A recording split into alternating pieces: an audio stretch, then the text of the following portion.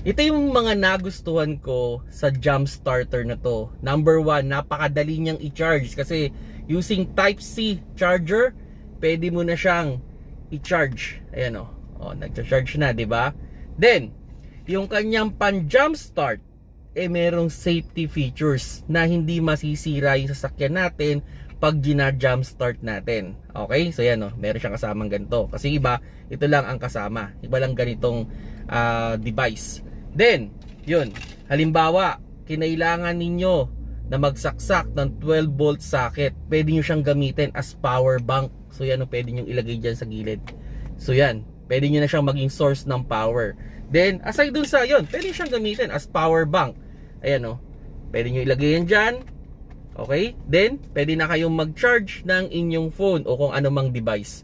So, ito yung jump starter na mabigat, solid, goods na goods sa ating mga kotse.